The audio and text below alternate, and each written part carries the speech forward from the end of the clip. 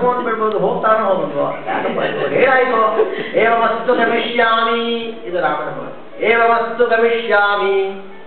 ಕೈಕೇ ಕೇಳಿದ ಕೂಡಲೇ ಎರಡನೇ ಏನಿಲ್ವೇ ಲಕ್ಷ್ಮೀನಾಥ್ ಕಳಿಸ್ತೀರಿ, ಯಾರು ಕಳಿಸ್ಬೇಕು, ನಾ ಏನ್ ಮಾಡಿದ್ರಿ, ನಾನೇನ ಅಂತ ನನಗೂ ಬರ್ಬೇಕಲ್ಲ, ರೈಟ್ ಇದೆಯಲ್ಲ ಇಲ್ಲಿ, ಯಾಕೆ ನನ್ನ ರೈಟ್ ನಂಗೆ ಬೆಲೆ ಮಾಡ್ತೀರಿ ನೀವು, ನಾನು ಇಲ್ಲ ಜ್ಯೇಷ್ಠ, ನಾನು ಹೈಯರ್ ಪ್ರಯಾರಿಟಿ ಕೊಡಬೇಕು.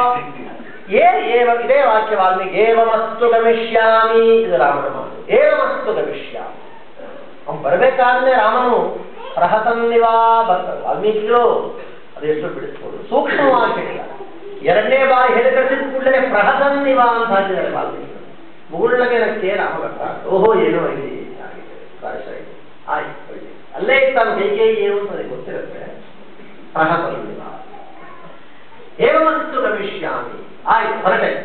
ಕನ್ನಡದಲ್ಲಿ ಹೊರಟೆ ಹೊರಟೆ ಹೊರಟೆ ಹೇಳಿ ಆ ಹೊರಟಿನ ಹೇಳಿದ ಕೂಡಲೇ ಎಲ್ಲ ಹೋಗ್ತಾರೋ ಇಲ್ಲ ಅಂತೇಳಿ ಅನುಮಾನ ಆಗ್ಬಿಡುತ್ತೆ. ಹೋಗ್ತೀನಿ ಅಂತೇಳಿ ಹೋಗ್ಬಿಟ್ರೆ ಇಲ್ಲ, ನಾ ಇಲ್ಲಿ ಹೋಗ್ಲಿಲ್ಲ ಅಂತ ಆದ್ರೆ ಈಗಲೇ ಹೋಗ್ಬೇಕು, ಹೋಗ್ಲಿಲ್ಲ ಅಂತ ಆದ್ರೆ ವಿಷ ಕುಡಿತೀನಿ ಇಲ್ಲೇ.